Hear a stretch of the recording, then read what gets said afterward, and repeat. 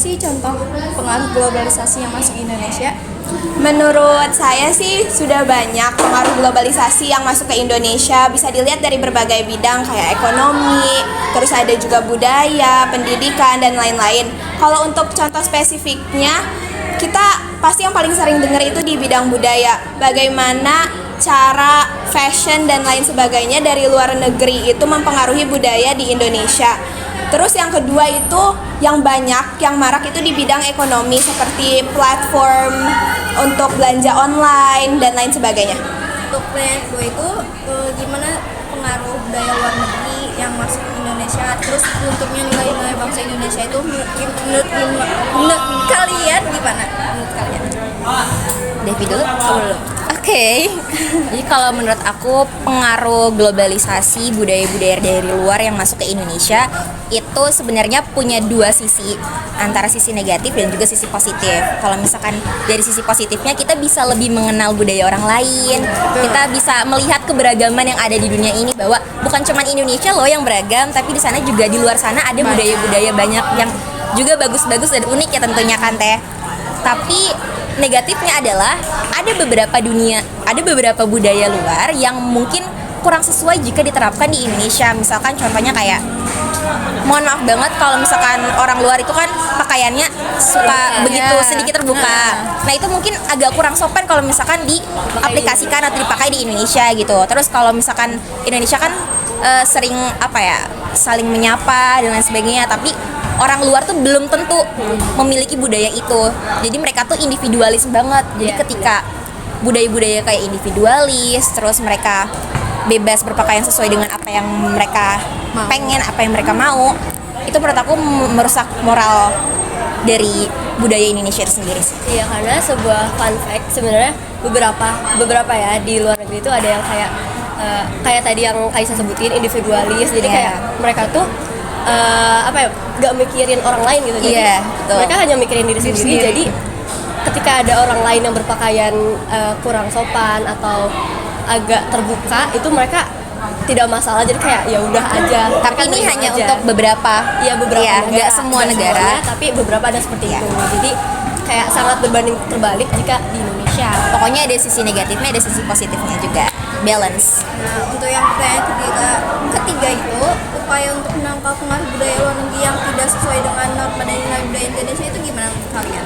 Kalau menurut aku, kalian tuh bisa kayak nyaring dulu, kayak nyari informasi atau kayak sekedar kesadaran diri aja deh, kayak apakah budaya itu baik atau kayak cocok diterapin di Indonesia, atau malah sebaliknya. Jadi kayak kayak pokoknya harus sesuai dengan norma yang ada di Indonesia.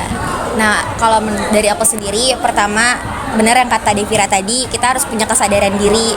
Kita tinggal di mana dan bagaimana sih budaya yang ada di sekitar kita, norma sosial yang ada di sekitar kita. Karena kan tentunya budaya kita dengan budaya orang luar itu berbeda ya. Mengapa berbeda? Karena dari segi lingkungan juga berbeda, dari segi letak geografisnya, dari segi budaya-budayanya itu juga berbeda. Makanya jangan sampai kalian menyamaratakan semua tempat bahwa kita bisa loh melakukan semua hal itu kayak gitu. Jadi pokoknya harus bisa memilah mana yang baik dan mana yang benar. Mana yang baik dan mana yang benar, mana yang baik dan mana yang buruk. Oke, yang nomor 3 nih, upaya buat menangkal pengaruh budaya luar tapi nggak ngilangin budaya Indonesia gitu.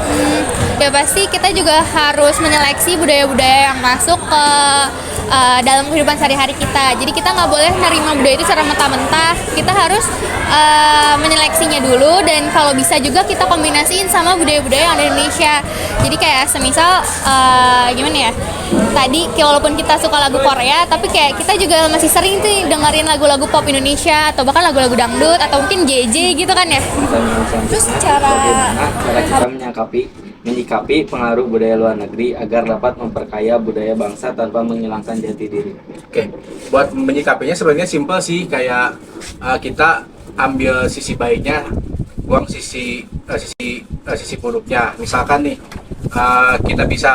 kita tahu sendiri deh, drama Korea seluas apa ya ini penontonnya. Nah mungkin kita bisa ambil contoh drama Korea itu gimana caranya kita bikin suatu film yang bisa menjangkau seluruh dunia gitu.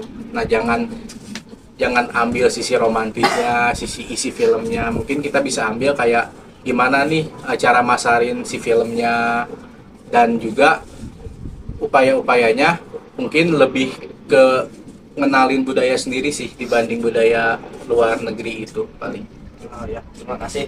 Mungkin ini untuk pertanyaan yang terakhir. Menurut A-nya, gimana sih peran pendidikan dalam menanamkan nilai-nilai luhur bangsa dan cinta tanah air kepada generasi muda? Oke, kalau peran pendidikan sebetulnya banyak banget ya untuk perannya. Ya terutama salah satunya tugas kalian ini gitu, bikin video ini PPKN. Nah, kenapa? Karena setahu saya, karena dulu saya juga pernah sekolah, di pelajaran PPKN ini kita ada yang namanya belajar sikap toleransi, sikap saling menghargai dan lain-lain. Mungkin di dunia di luar negeri atau di yang kebarat-baratan budaya toleransi dan saling menghormati ini nggak ada gitu sih.